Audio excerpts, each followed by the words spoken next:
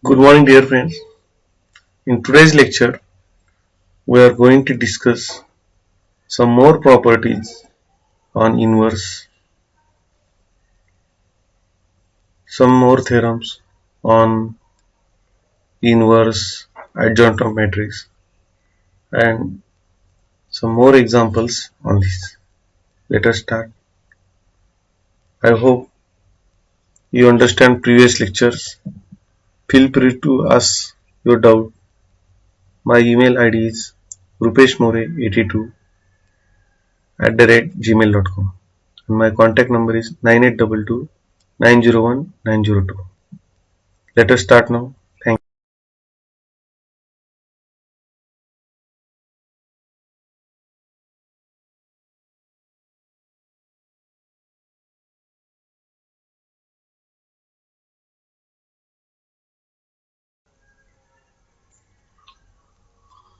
Dear student, up to now we studied how to find the determinant, how to find cofactor matrix, how to find adjoint of matrix, how to find inverse. We go through some theorems and problems on this topic. Today we will also discuss some more problems on inverse, their properties. Also we will discuss some properties about adjoint. Let us start. This is very important theorem. The inverse of a matrix is matrix itself. Though we know this theorem or we understand the statement, A inverse of inverse is original matrix A. Let us go through proof. Let A be a given matrix. Its inverse is say A. By the definition of inverse, we can write the equation A into A inverse equal to I, where I is identity matrix, is equal to A inverse into A. So as per definition, we can write A inverse into A equal to A into A inverse equal to I. So here note that inverse of A is A inverse, but also observe A is inverse of A inverse. A is inverse of A inverse. Note this.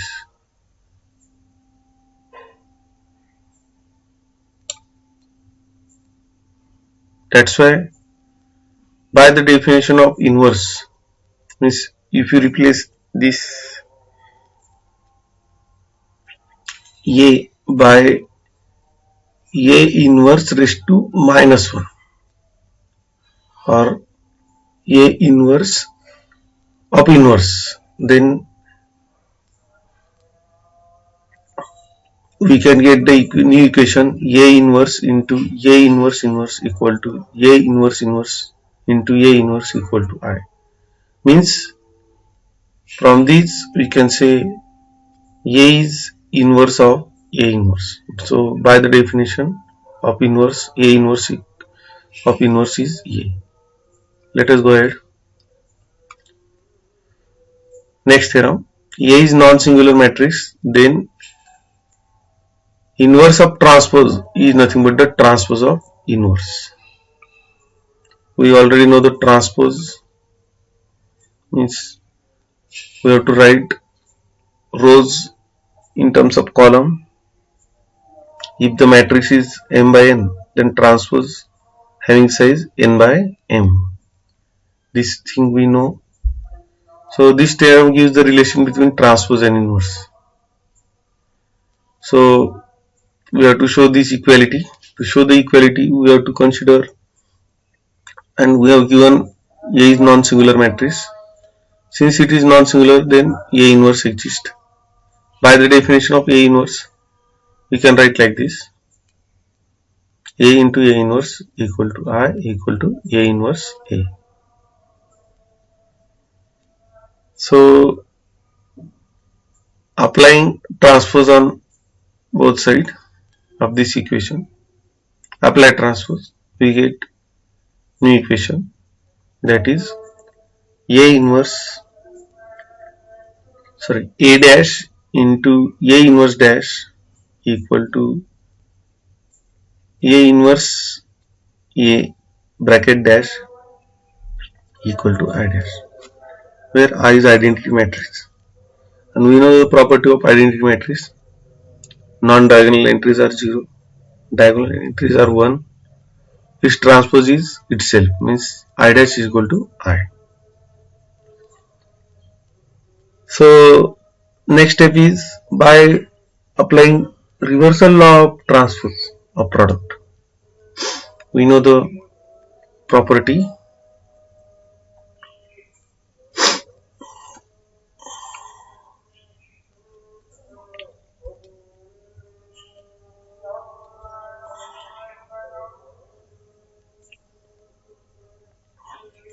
we can write as a inverse dash into A dash equal to A inverse bracket dash equal to I dash.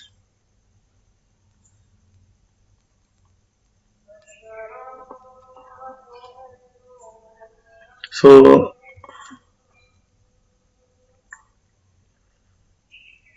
this is say our 1 and this is 2. So from this we get A dash A inverse dash is equal to A inverse dash into A dash equal to I.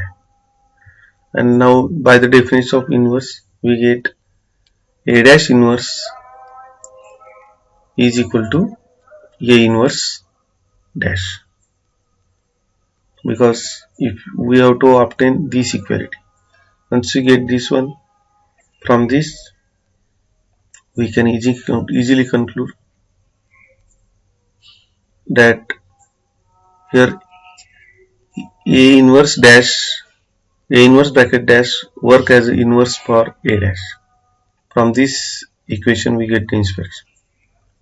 Now next we have to take the example. If the non-singular matrix A is symmetric, then prove that A inverse is also symmetric. We know the property of symmetric matrix. What is symmetric matrix?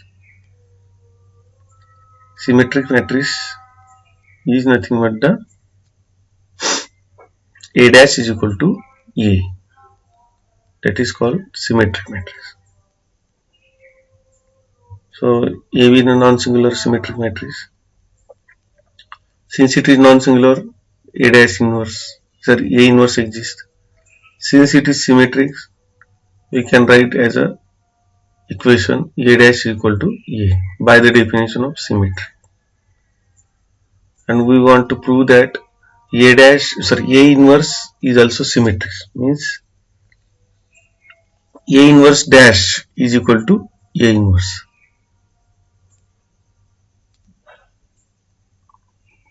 This we want to prove. So we consider A inverse dash. Just apply previous result. We get A inverse dash is equal to A dash bracket inverse. But what is A dash? A dash is nothing but A, because we have given A is symmetric. So we come up to this and we get the equation A inverse dash is equal to A inverse.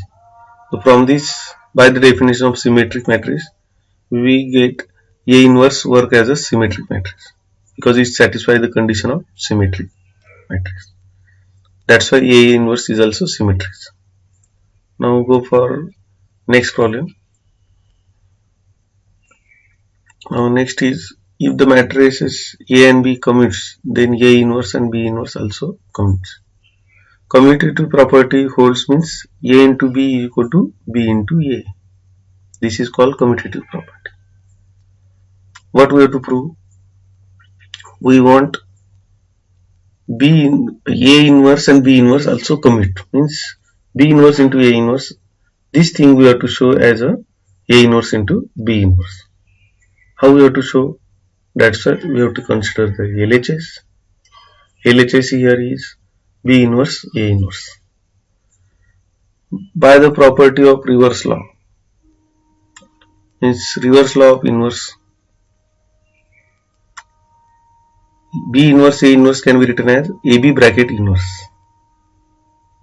And since we have given AB equal to BA, so just replace AB by BA. Again take the inverse, again apply the reversal law of inverse. We get A inverse into B inverse. So in this way we prove this equality. That's why we can come to the conclusion that A inverse and B inverse are commute. Let us go for next theorem.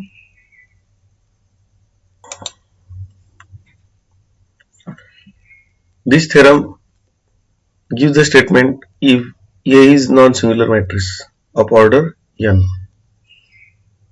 K is any non-zero scalar. K is any real number which is non-zero. Then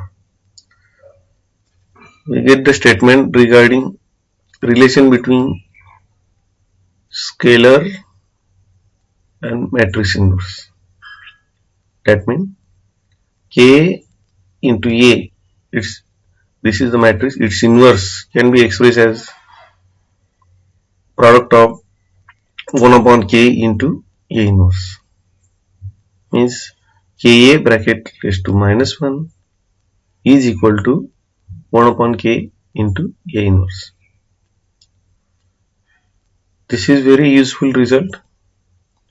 If you know the inverse of A, then we can find the inverse of K into A matrix. How we can find? By just multiplying by 1 upon K to A inverse matrix. So let us start. A is non-singular matrix of order n, means determinant of A is non-zero. A inverse exists because non-singular matrix we have given. K is a non-zero scalar. So first of all, our aim should be clear. We have to prove this equality.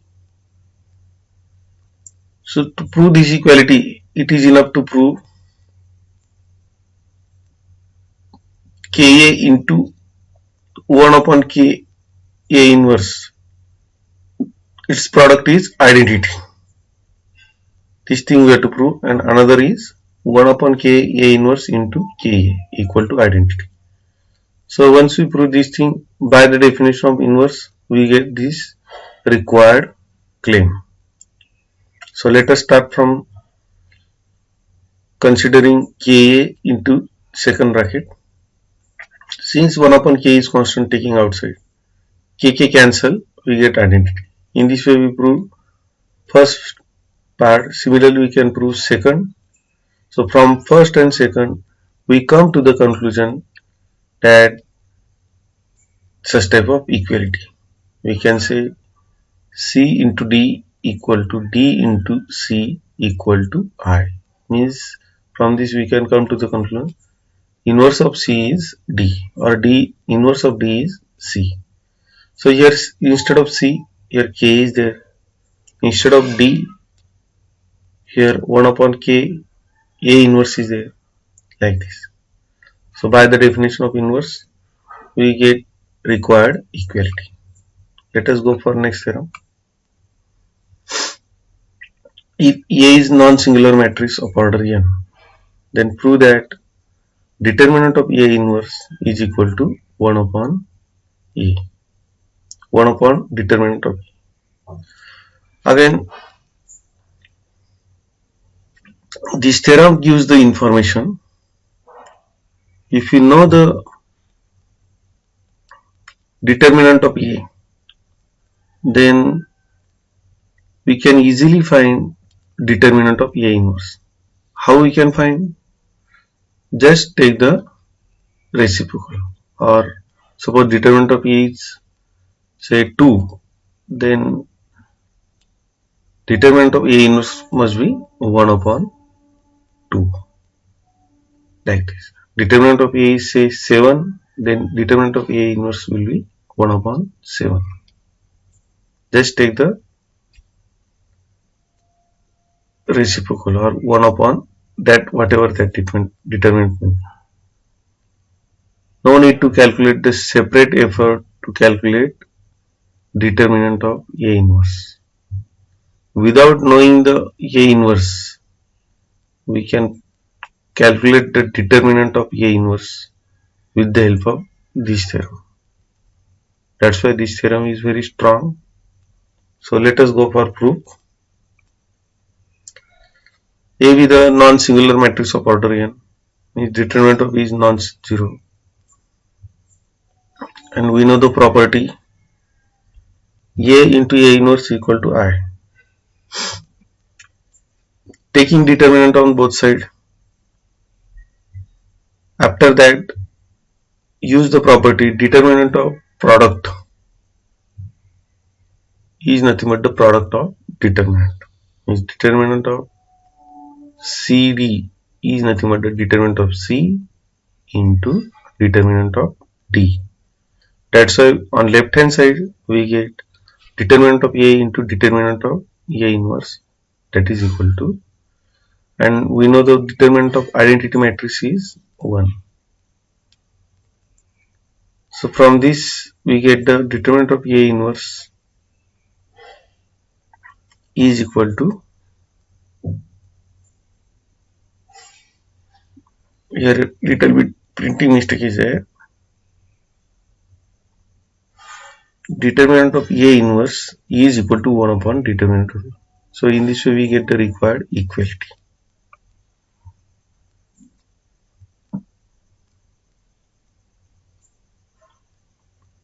Now let us go for theorem.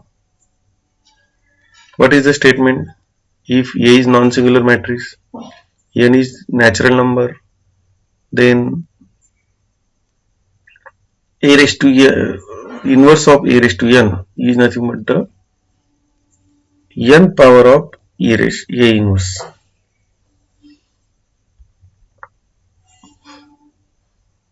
Means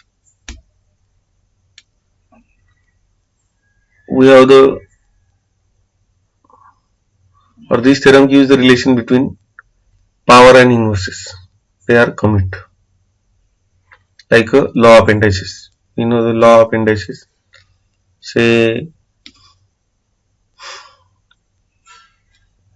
k raised to mn, that is equal to k raised to nm.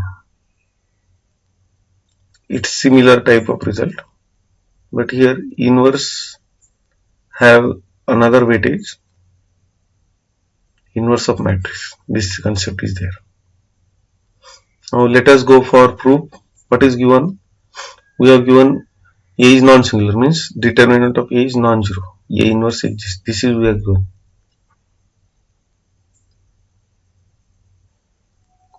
And n is a natural number. So to prove this, we have to use the mathematical induction. Means we have to prove by method of mathematical induction. What is mathematical induction? We have to check this equality whether it is true for n equal to 1 or not. Then we have to assume this is true for k, so n equal to k, and we try to prove that is also true for n equal to k plus 1. Once we do this, then it works for all k. In such way we can come to the conclusion. मराठीत सांगायचं जर झालं एखादं उदाहरण, तर ते असं समजा तर लहान बाळाला सांगितलं आपण सूर्य रोज सकाळी पूर्व दिशेला उगतो, तर उद्या लगेच तो सकाळी दिवशी बघेल, हा अरे उगतो बरं का सकाळी, आणि तोही पूर्व दिशेला, संध्याकाळी नाही उगत आणि पश्चिम दिशेला किंवा इतर दिशेला नाही उगत. आता n इक्वल टू 1 पहिल्या दिवशी त्याने चेक केलं, नंतर त्याने अजून केलं की ठीक आहे 15व्या दिवशी मानलं आपण की सूर्य सकाळी उठत असेल आणि पूर्व दिशेला उगतो. मग तो 15 दिवसाचा ऑब्झर्वर जो 16व्या दिवशी त्याने जर चेक केलं, अरे हा 15 नंतर दुसऱ्या दिवशी पण उगतोय आणि पूर्व दिशेला उगतोय, मग आता तो ऍझ्युम करतो किंवा ते प्रूव्ह करतो की आता रोज बघायची गरज नाही. प्रत्येक दिवशी अगदी मी मेल्यानंतरही किंवा माझ्या जन्म व्हायच्या आधीही काय म्हणतो आपण, सूर्य सकाळीच उगत होता आणि पूर्व दिशेला उगत होता, जरी आपण पाहिलेलं नाही. पण हे का प्रूव्ह करू शकलो? This is happen only due to method of induction. So let us go. If you want more information on mathematical induction, you just type on Google, you will get the various example on mathematical induction. Now let P of n be the statement. That statement gives a raised to n raised to minus 1 is equal to a inverse bracket raised to n. So step 1, we have to check whether it is true for n equal to 1 or not. Just replace n by 1, plugging the values, we get LHS is equal to A inverse. Focus on RHS. Again plugging the values of n, we get A inverse. So right hand side are equal, so left hand side must be equal. That's why we come to the conclusion that P of n is true for n equal to 1, means P of 1 is true. Now we have to assume P of k is true, and we try to prove P of k plus 1 is also true. How we can prove? So by assumption P of k is true, we get equation 1. And what is our claim? A raised to k plus 1 raised to minus 1, that is equal to A inverse raised to k plus 1. So to prove this, we have to consider the LHS and we try to reach up to RHS. So considering LHS, use the law of indices, separate this power. A raised to k plus 1 can be written as A raised to k into A raised to 1. A raised to 1 means A only. And by reversal law of inverse, we already studied CD bracket inverse means D inverse C inverse. So here C equal to A raised to k, D equal to A. Then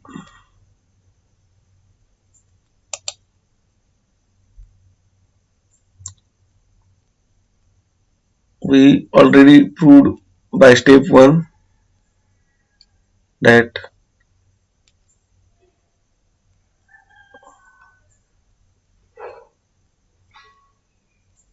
A raised to n inverse is equal to A inverse raised to n. So we have to use this one. We get A inverse bracket raised to k from this by 1. Again use the law of indices. This is say C, this is C into C raised to k, means C raised to k plus 1, like this, and we get the RH. That's why P of n is true for all n by principle of mathematical induction. Now let us go for next theorem. If A is a non-singular matrix of order n and k is non-zero scalar, then adjoint of Ka equal to k raised to n into adjoint of A. This theorem gives the relation between adjoint and scalar. We can calculate the adjoint of product of k into A by using adjoint of A. So this is the relation. So how we can prove? Again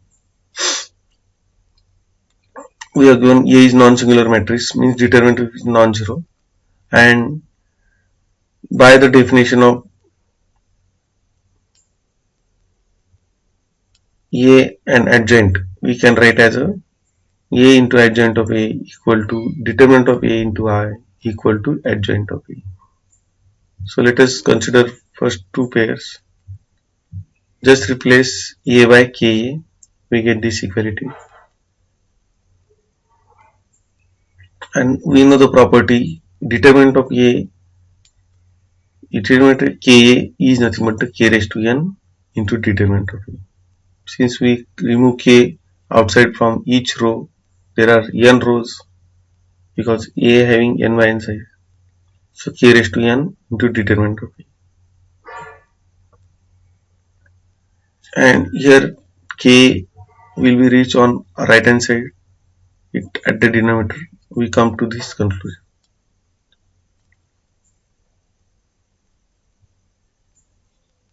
Now multiply by adjoint of A on both sides.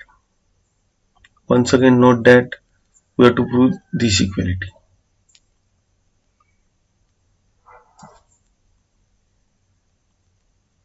So once we multiply by adjoint of A on both sides, on right hand side this is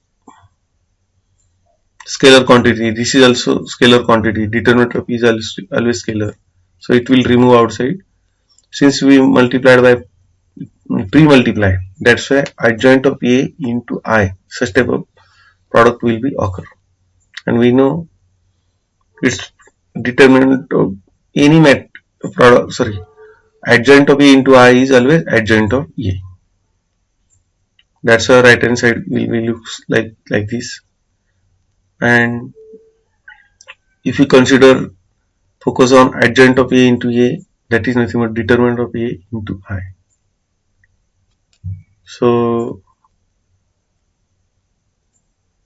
since we have given determinant of A is non-zero, non-singular matrix, so we can divide on both sides, we get the required equality. Now let us go for next theorem. A is non-singular matrix of order n, then adjoint of A is equal to determinant of A raised to n minus 2 into A. This theorem gives the relation between adjoint of A. That matrix can be expressed as by using A matrix, provided we should know the determinant of A. How we can prove? Again, we have given A is non-singular matrix,